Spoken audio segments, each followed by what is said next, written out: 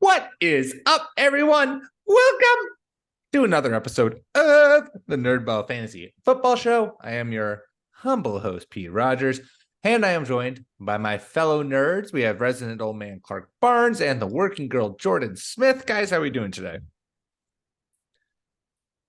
Doing great. Doing great, Pete. Excellent. Another delightful week of football. Another delightful week of fantasy football. Clark, were you able to rebound from a rough week last week? Better week this week. Good. Not as good as what we've come to expect in this organization.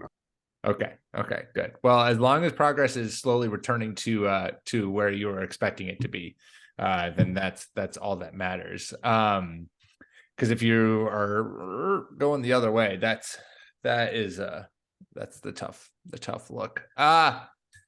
Let's talk fantasy football, guys, because that's what we're here to talk about. That's what you're here to hear about. And let's start off with a little chitty chat about week 10, which I think had some pretty good games and some pretty big performances. And we're going to do some nerdgasms. I'll start us off because I just have to get this off, not even off my chest. I just have to say this.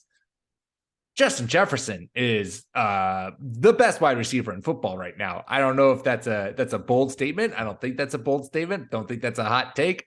I think that man has shown that throughout his career. And let me just say, my goodness, his game against Buffalo was a certain reflection and reminder of just the sheer heights that this man can go to and leap to, quite honestly, because the highlight of that game, despite it being just an absolute chaos from the third quarter onward, was Justin Jefferson somehow catching a ball single-handedly in double coverage with the defender, basically intercepting Kirk Cousins, and then Justin Jefferson in a full extension backwards, one-handed catch, pulling that ball out of the corner's hands and making that a completion was just preposterous. But he put together an utterly absurd stat line, 193 yards on 10 catches, 16 targets, and 1 touchdown. And this man has been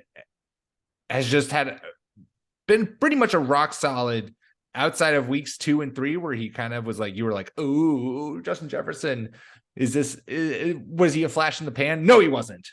He's a 100+ yard receiver every single goddamn week. And this 8-1 Minnesota Vikings, Jordan, they're flying. For top wide receiver in the league, he's definitely up there. I would say the people vying strongest for the top spot right now are Jefferson, Tyreek Hill, and I would throw Terry McLaurin in there because I'm a big fan of how well he's playing. It might not be showing up in your fantasy box scores, but when you watch him on the field, it seems like he's taking it to another level. I've already mentioned that before. But yeah, it's a good time to be Justin Jefferson. And when Jamar Chase isn't in the league, also some people forget that there are other receivers out there. But yeah, Justin Jefferson's having a great year. He is putting it together in just year 2. Man, it is nice and fun to watch. Clark, what's your nerdgasm from this past week?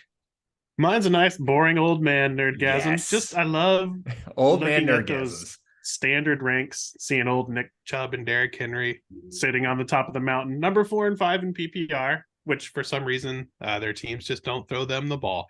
But a pretty muted nerdgasm this week. But boy, I just love seeing big, dominant running backs paying off in fantasy. We all know Clark loves big backs, and he cannot lie. Derrick Henry is the new. I feel like, and maybe I've already made this comparison on this show before, and I apologize if I have, but Derrick Henry feels like the Tom Brady of running backs, where everyone's just expecting that cliff to come, and you're just like, he can't keep getting 20+ carries a game, and at his size and the amount of work that the Titans put on his shoulders, he can't sustain that. He can't do 300+ touches per season and be fine. And you know what? He's still just like chugs along. He's the last He had 30 touches in week 7, 32 touches in week 8, 17 and 19 in the last 2 weeks. Like this man, he is a vital part. I mean, he is the Titans offense. And somehow, no matter how many times you know the ball is going to Derrick Henry, he still produces. As someone who has Derrick Henry in his dynasty league, I'm very pleased that Mr. Henry just continues to keep rolling and rolling and rolling along. Yeah, I really am having a fun time watching Derrick Henry, but mostly I'm having a fun time watching Nick Chubb just because I have shares all over the place. Did not waver through all the Kareem Hunt stuff, and now it looks like, I don't know, is Kareem Hunt going to start taking a back seat? Only coming out of the bye, 36% of the snap share. He hasn't been playing that well. Like that's one thing we haven't really chatted about too much here is that Kareem Hunt as like a viable RB1 option week in and week out. It's just not a thing anymore, and that's really weird. So it's been fun seeing Nick Chubb just kind of assert his dominance in the backfield, and he's like a top play week in and week out. And like last week when they were just getting crushed, he only had 11 carries, but he still made it work. Yeah, like that's what he'll do for you. And you're told. Oh, go ahead, Clark. And this has all been with middle of the road backup quarterback Jacoby Brissett. Yep. Yeah. And in a couple weeks, a lot. Yeah, couple weeks are going to get Deshaun Watson back there. Jordan, you bring up a really good point. We have not touched on Kareem Hunt's just being kind of like a forgotten side piece, because going into the season, going into any Brown season, when the two of them are there, they were such a clearly defined backfield of like Nick Chubb, all the carries, Kareem Hunt, all of the passing game work. And that is not carried through this season. Kareem Hunt has been almost non-existent, both generally on the field, but specifically in the passing game. You have to go week 8, he had 4 targets, but outside of that, you have to go all the way back to week 3, was the last time that he saw 4+ targets. So like, he just hasn't been a vital part of this passing game at all. Maybe that changes with Deshaun Watson coming under center in the next, 2 weeks, when they take on Houston in week 13.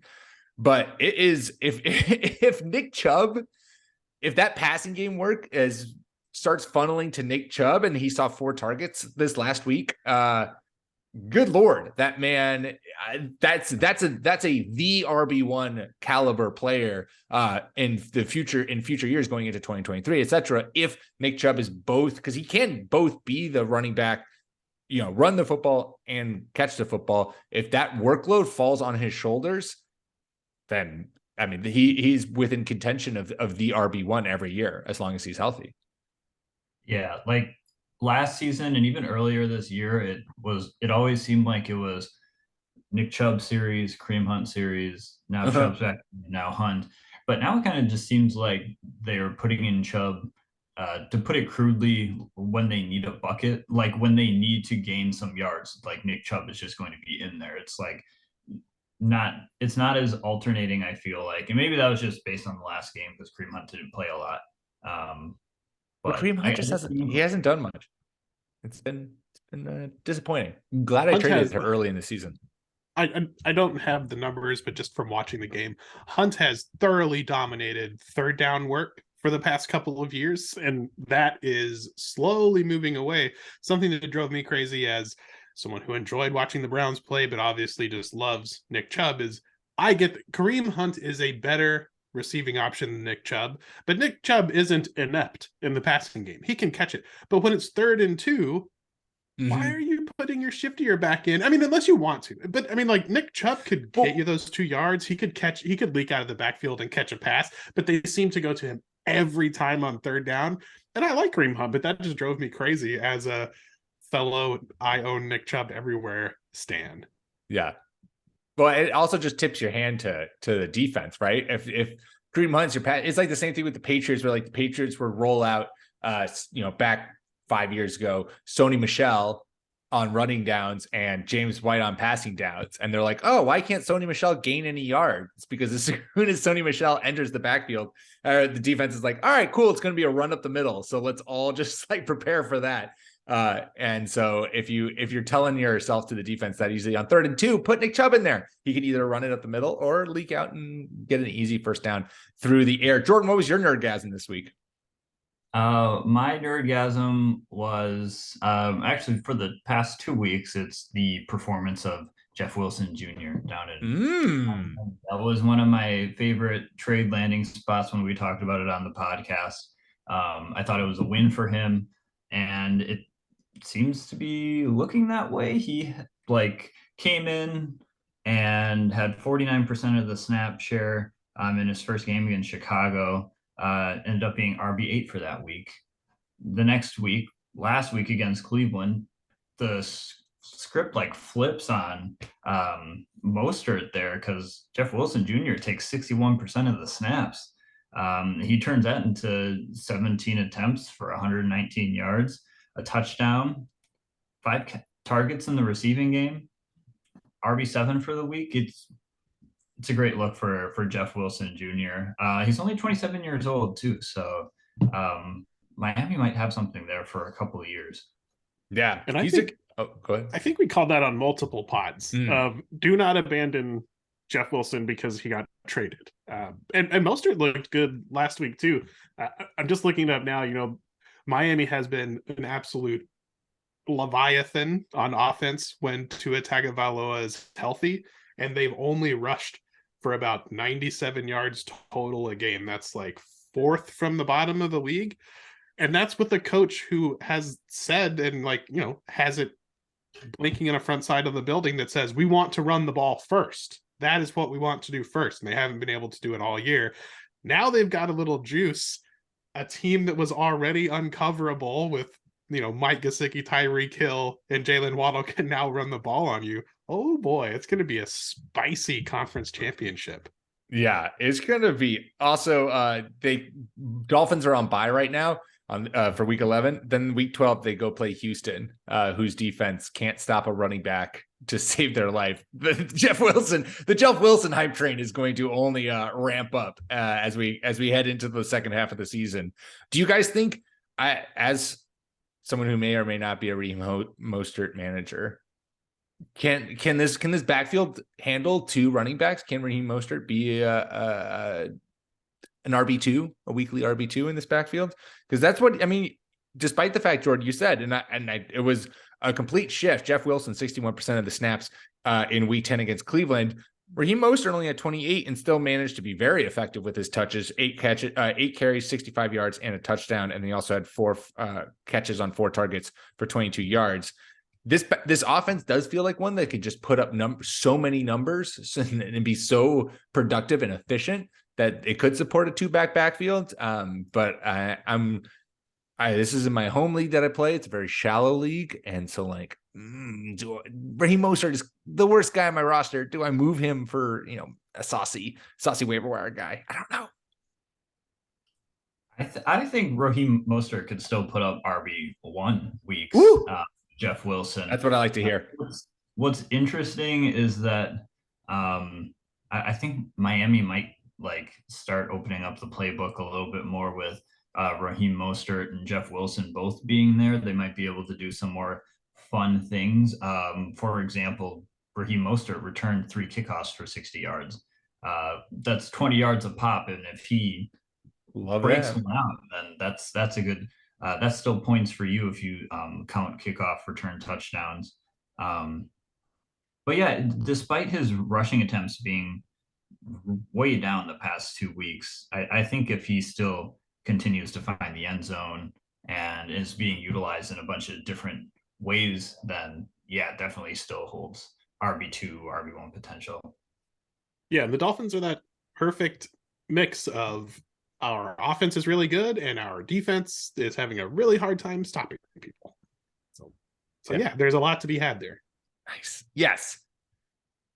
Guys. Plus, the Dolphins score quickly. They do. So there will be possessions coming back. If he doesn't score on one, he'll get more plenty. If Tyreek Hill doesn't take all the touchdowns. There is nothing I love more than when you guys both agree with me and tell me that my team is okay and everything will be all right. I love to hear it. Before we move on to week 11 and talk some must starts, I do want to quickly apologize. Well, either this is an apology or I take a page out of Clark's book and I say that this is actually, you should all be thanking me. Because, of course, after last week, when I said that Jonathan Taylor was the player I was most disappointed in and needed to move on from, he decides to go off and be the Jonathan Taylor of old against the Raiders and just put up a classic RB1 game from him. So I apologize, but also Jonathan Taylor managers, you're welcome. So that is my truly heartfelt apology. Hey, I called Jonathan Taylor the George Clooney of this season, i.e. just the guy you can't go wrong with. I apologize for that as well. Also, Matt Ryan suddenly being able to scramble for 30 yards. Jeff Saturday, baby, coach of the year. Matt Ryan looked nimble on that run. I'm telling you, whatever Jeff Saturday brought to the Colts in his first week as a head coach. It's that not reliance on analytics or literally any coaching history that Jim Irsay is so impressed by. It's the fact that he has no idea what he's doing, and that makes him a good coach. It got him the win. So results matter. All right. He won as many games as Lovie Smith has this season. There you go. Everybody's always talking about how great he is. I guess they don't watch the Texans. It's true. I'm not better. You're better. No one is. My favorite thing was all the ESPN people taking a victory lap after one win. It was like, stop the count. They all say, stop. We knew it. We knew Jeff Saturday was going to be just 100% win percentage. It's like that was my favorite graphic that went around for a period of time where it was someone, or maybe it was the opposite. Maybe it was that Jim Tomsula had a terrible win percentage. Jim Tomsula had a incredible, either a terrible or incredible win percentage because he only played like the one season.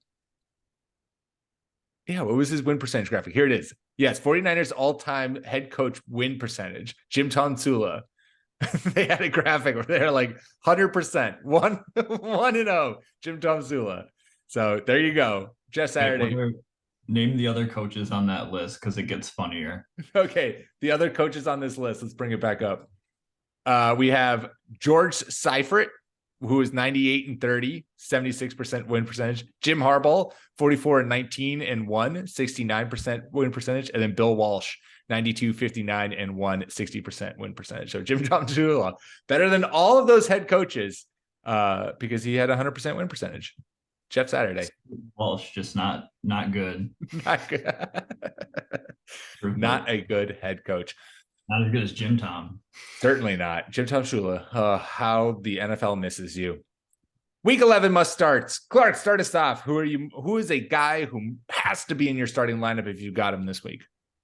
So the Washington Commanders backfield has been interesting this season. Antonio Gibson returning kicks and Brian Robinson drafted pretty early for a running back. He's definitely going to be the RB1. Yada, yada, yada. Brian Robinson gets shot because he lives in Washington, D.C. Sorry, Washington, D.C.ers, but you know where you live. He comes back. We're excited. He scores a touchdown his first night, and he's been a very bad start most of the time. And Antonio Gibson, kind of coming out of nowhere, getting the passing game work and playing well, has been doing awesome. Well, both of those guys, Brian Robinson and Antonio Gibson, are must-starts this week because they face, as we spoke about earlier, the Houston Texans. So fire both of them up. Not must start like start over your boy Josh Jacobs or Christian McCaffrey, but if it's like, man, I'm really wondering about so-and-so and it's Antonio Gibson or Brian Robinson, start him. Antonio Gibson, we talked about this on last week's show or maybe 2 weeks ago. Antonio Gibson is a top running back, top 10, I think, running back in terms of our net consistency and efficiency ratings. He's quietly like a rock solid mid to high end RB2. And you're totally right, Clark. Like, given all of the offseason chatter that went around Antonio Gibson returning punts, that his role was going to be diminished, that Brian Robinson was going to be the guy who walks into this huge workload and whatever that was fed to us by old Ron Rivera, Riverboat Ron. Gibson has been one of the most reliable and trustworthy running backs, producing at an RB2 level and in a extremely plus matchup against the Texans. He is an excellent start and a must start. Brian Robinson, I like that call. He's been a lot riskier, and so you hope that he can take advantage of this matchup. But this matchup could be so favorable that a blind cow who's friends with a pig and has only 2 legs could fall into the end zone and score a touchdown. Is that a Texan saying, Clark? Not yet, but Pete, the night is young.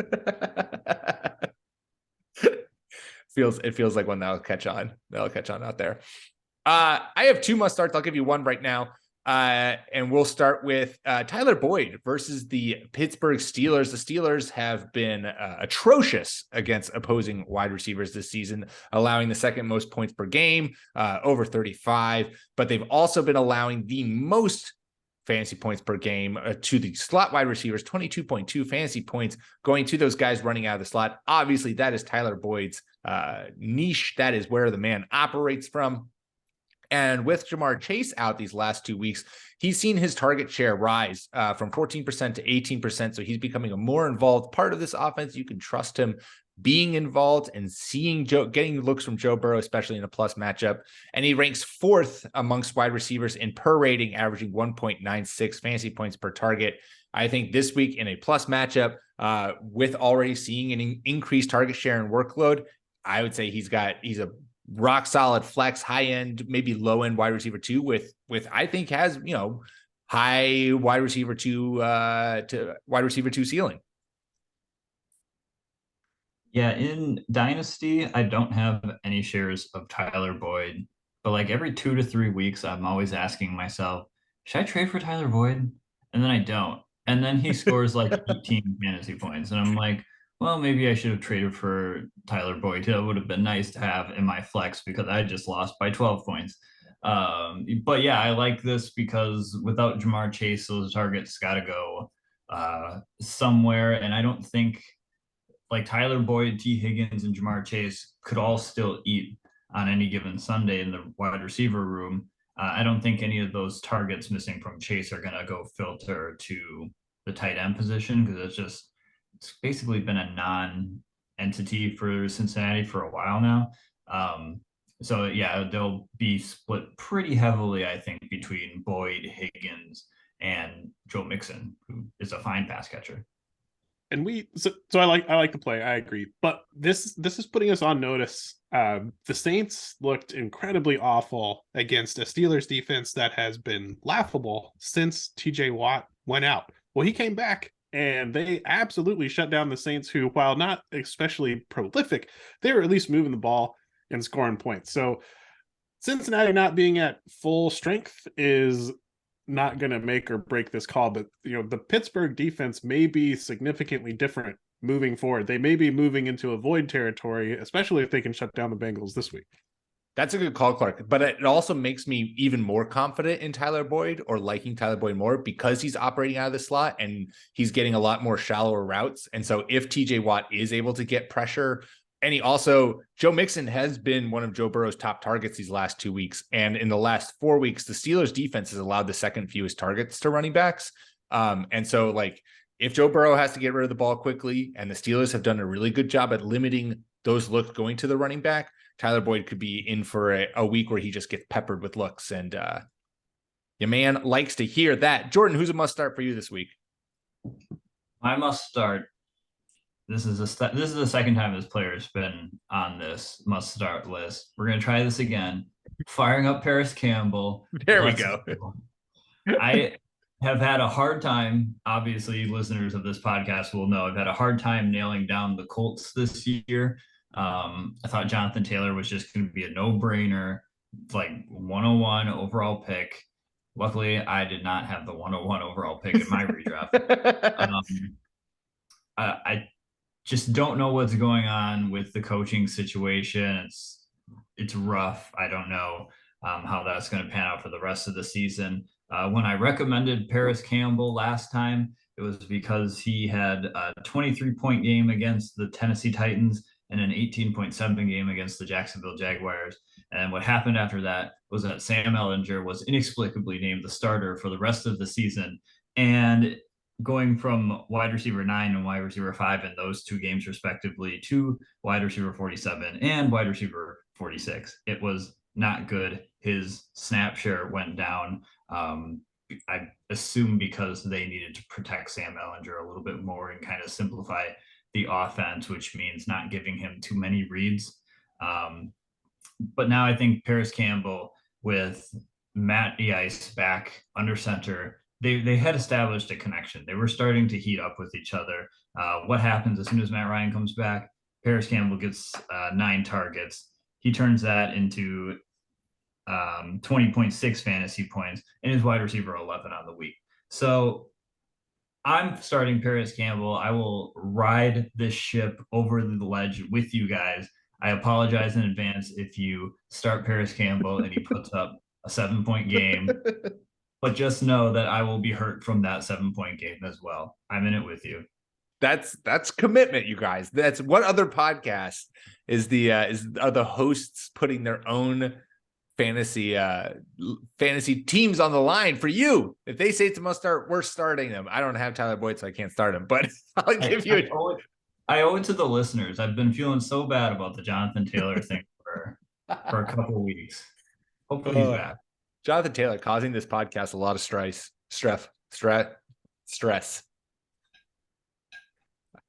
Behind stress and strife.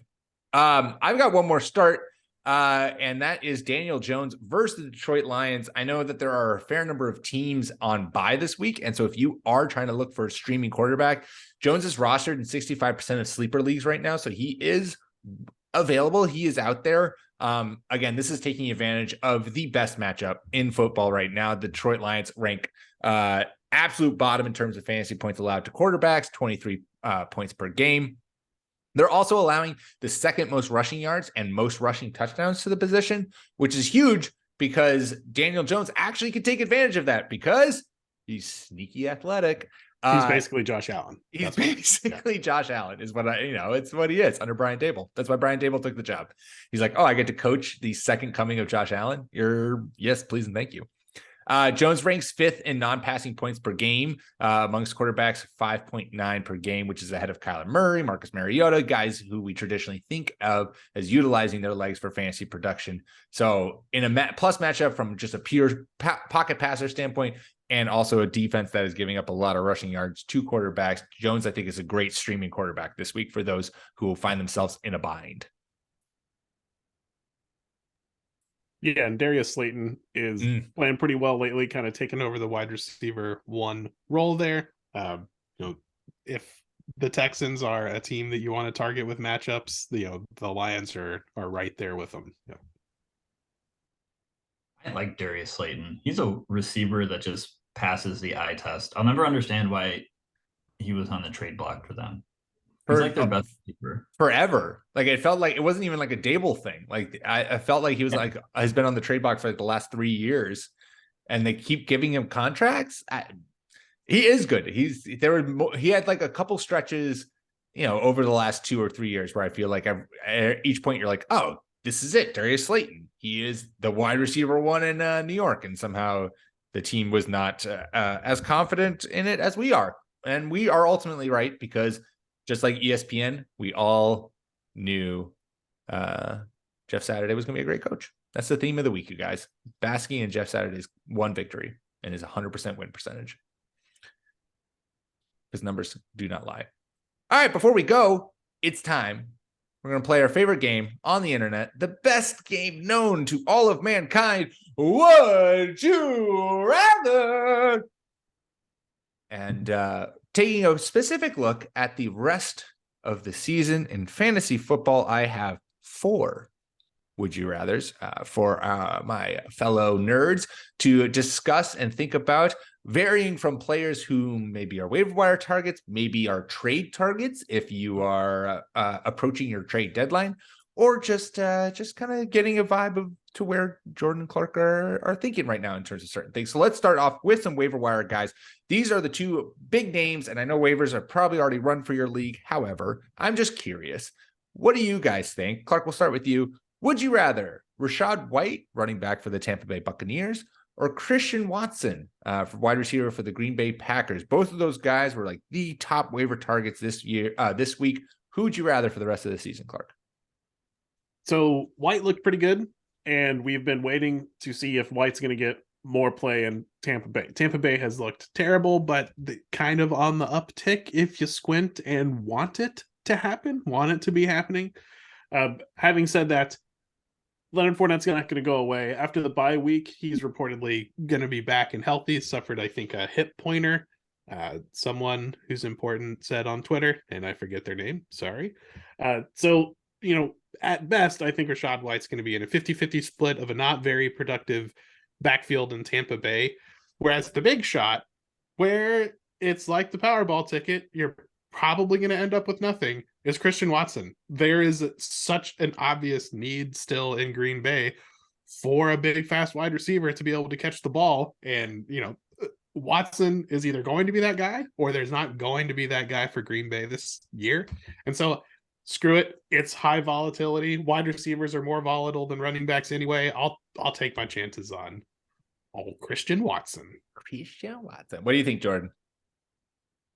What's funny about both of these players is that they play on teams where they might go a whole quarter in their QB's doghouse, and you might not see a lot of fantasy production from either of them. It's true. I think Clark makes a good point, though, about the backfield split in Tampa Bay.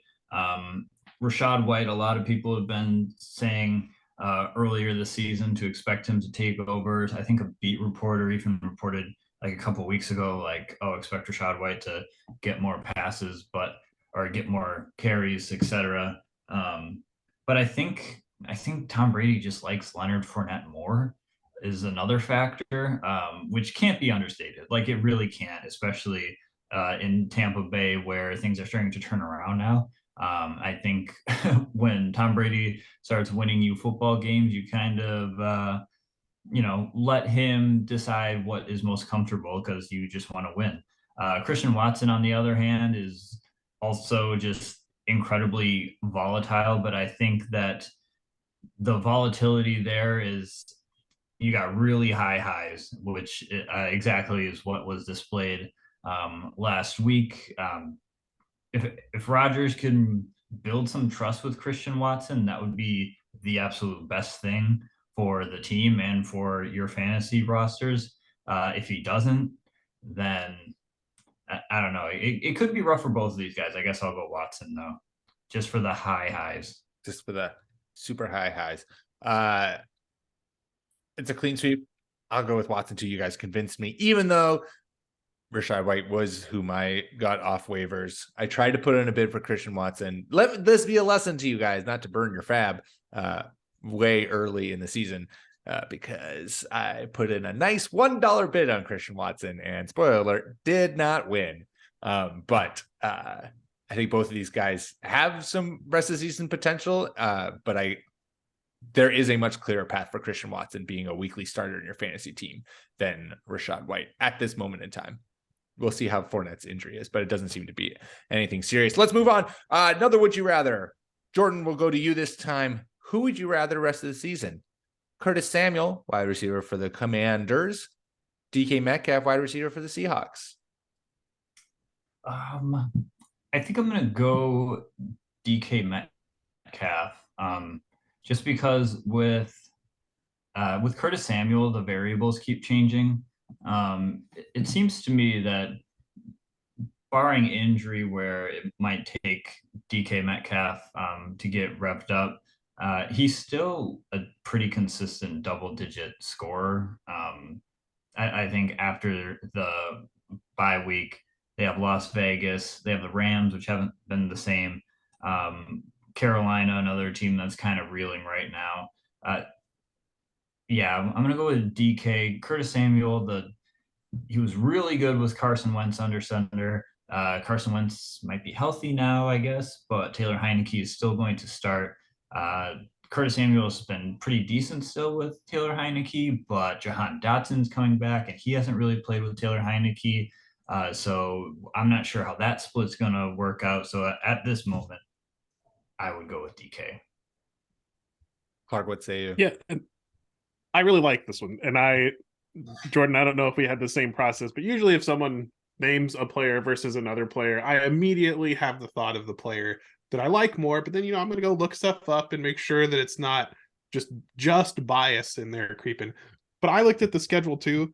These guys are right next to each other in PPR and standard scoring for the season. They've both had a lot of highs and a lot of lows. And to me, it came down to I just think DK Metcalf is a bigger, better player. But one thing for you Samuel fans out there, if you want to get really sticky into the weeds here, Week 17, Metcalf faces Ahmad Sauce Gardner and the New York Jets, whereas Curtis Samuel is going to be playing against the Browns, who may be improved. The Jets will actually probably be playing for something this year. If nothing else, pride. They seem to be a very prideful team, and they're pretty good. So this one was extremely hard for me. If you're talking that your decision point was who is the Week 17 corner that they'll face, I mean, I'm super stoked with either one of these guys. I'm going to lean Metcalf just because it's super hard to be that tall and play in the NFL, but it's a close one. Yeah. Yeah. I was surprised. The reason why I picked these two is I was surprised to see how similar they are currently in their fantasy standings. In half point PPR, DK Metcalf is the wide receiver 15. Curtis Samuel is the wide receiver 18, but they both have played 10 games and they're both averaging 10.1 fantasy points per game. So they're basically the identical players so far this season. Clark, you're right. Both have had highs, both have had lows. And Curtis Samuel, 77% rostered in sleeper leagues, which means he's likely rostered in your league, but he's not 100% rostered, which DK certainly is. And so is someone that maybe can get some DK production out of a name that you're not anticipating being actually that good. Samuel's eminently more gettable because no one took Samuel in the fourth round of the draft this year, or third round, whatever. So, I mean, as a target, Curtis Samuel is the target because he'll probably be a lot cheaper. Yeah. Can I hijack this for a second? Obviously. For a minute. Without any context, in a dynasty league, which side is the winner here? A trade, 1-for-1, Curtis Samuel, James Conner. Curtis Samuel. Oh, I mean, square deal. I lean running backs. I'll take the running back. James Conner. I guess you for have you to football see fans. the rosters. Also, no, that's a trade where your initial reaction is just like, yeah, good trade. That's one of those trades you see come through, and you look at the names and you're like, okay, yeah. I mean, like, not a league tilter, both just average dudes, but clearly one team had plenty of wide receivers and needed a running back, and the other team had plenty of running backs and needed a wide receiver, and they just kind of swapped equivalent players.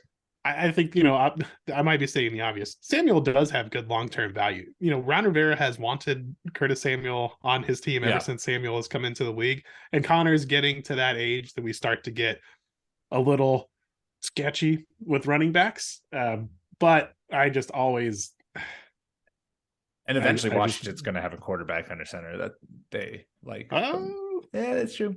I don't know. You would have said that about Jacksonville after old Blake Bortles, but we're still waiting on that one. That's true. Trevor Lawrence, not a real thing. Love it.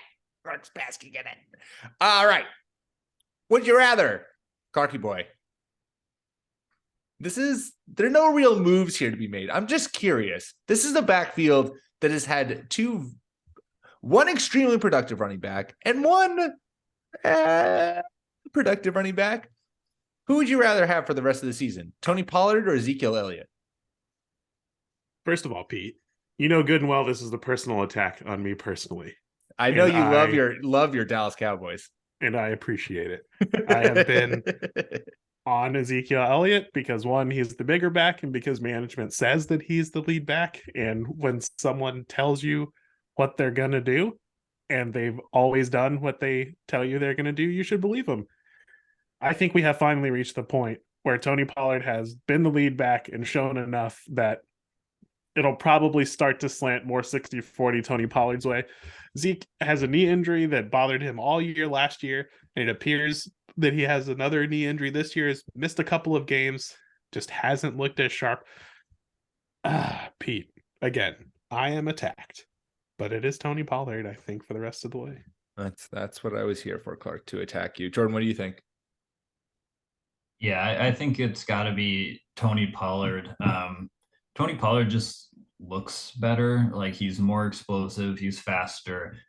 He can do more things that Ezekiel Elliott just doesn't look like he can do anymore. From a fantasy aspect, Ezekiel Elliott will still be on the field and he'll still get his touches and he'll still share a good amount of the snaps when he's able to play.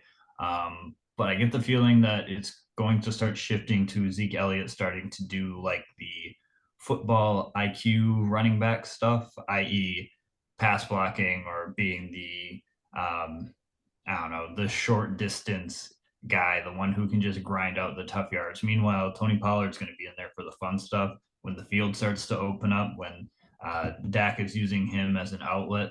So yeah, I would go with Tony Pollard. Yeah, I like it. I think that's very well said, Jordan. That feels like a very both roles for these players that they could go into. Then, or Jerry Jones just decides no, he's still paying Ezekiel Elliott $1 billion a year, and Tony Pollard be damned. But maybe I'm glad I didn't get to my must start Jacoby Myers now, Pete. I'm glad. What? You? Oh, well, Clark, give us your must start Jacoby Myers. I want to hear about Jacoby Myers. Had his second best game of the year against the Jets, and the Patriots are playing at home. Myers is really the only consistent thing going in the Patriots offense. So, still. And then you attacked me on my Ezekiel Elliott love. I'm so sorry, Clark. I'm so sorry. Jacoby Myers. Analytics darling on this site, man. He is my boy, and I love him dearly. Final would you rather for you guys? I know, Clark. I hid this from you. You have to answer this cold turkey. I promise it's not a hard one. Jordan, who'd you rather for the rest of the season? Justin Fields or literally any other quarterback? Take your pick. Can I look at Justin Fields' schedule? Sure. Here, I'll fill. Go, I'll Clark. fill. I'll take Patrick Mahomes and Josh Allen over Clark. Justin Always plays the field. I'm rooting for Justin Fields. I'm very excited that he's starting to pop. I want the Bears to be good at football. I think it's better for the NFL. It's just more fun. And I want this young man to be successful who's had every card stacked against him so early in his NFL career. And look, he may be the QB1 going forward, but I will almost always take Patrick Mahomes in a QB bet of points. Yeah. A bet of points. That's why they pay me. A bet of points.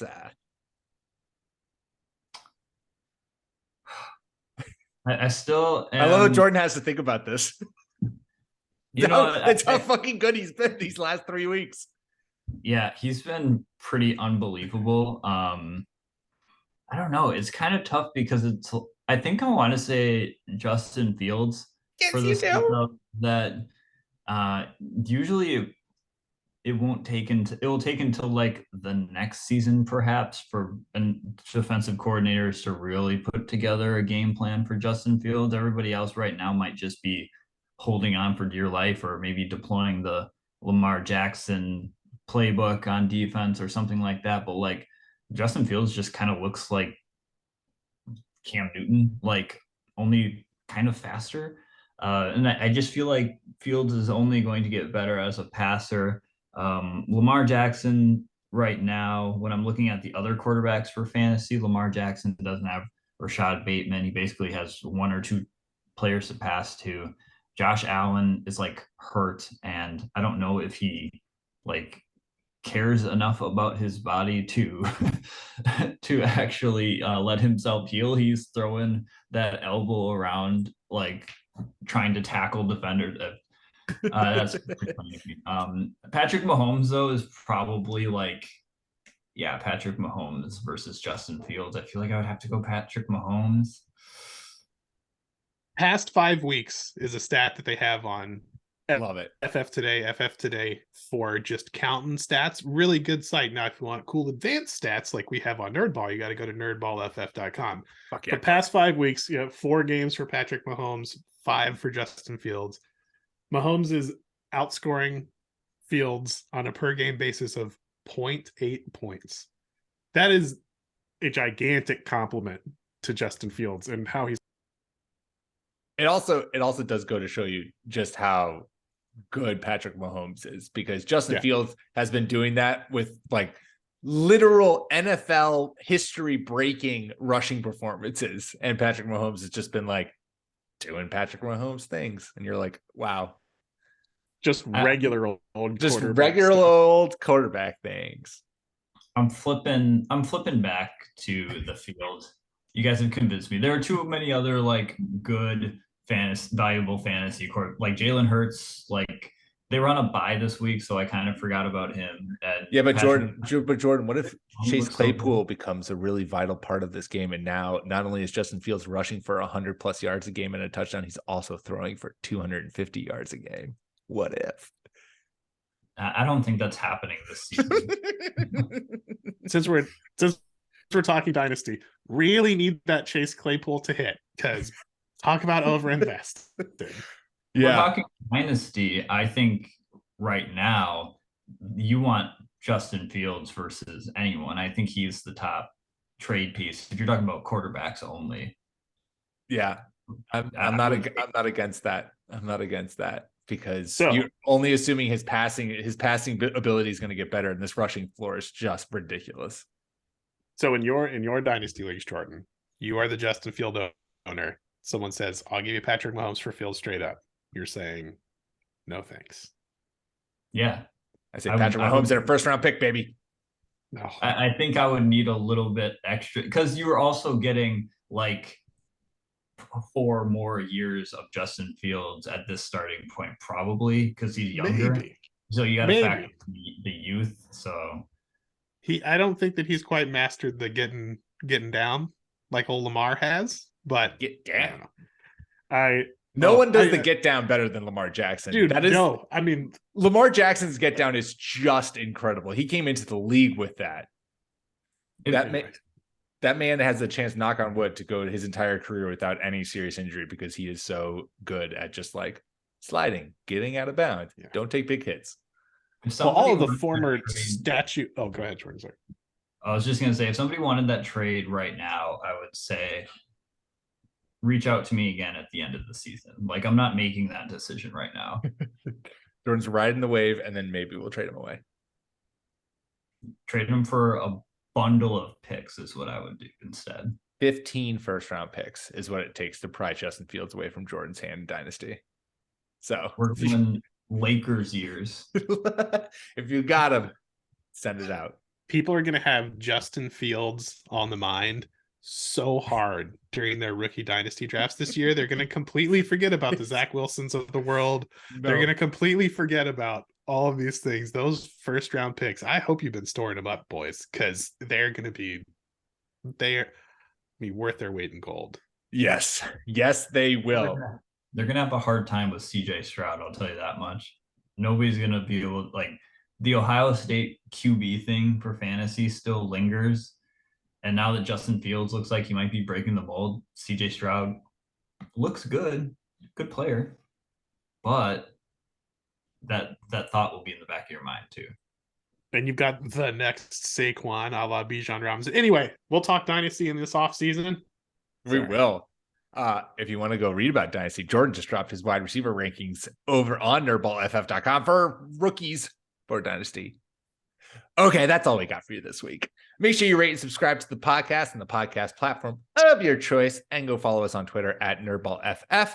You can follow myself on Twitter at Pete M. Rogers, follow Clark at NFL Clark, and Jordan at Jordan_Smith27. And of course, I already mentioned what Jordan's written. I got Volatility Index coming out this week. Make sure you're checking out all the amazing content we're putting out over on the site at NerdBallFF.com. Until next week, my fellow nerds.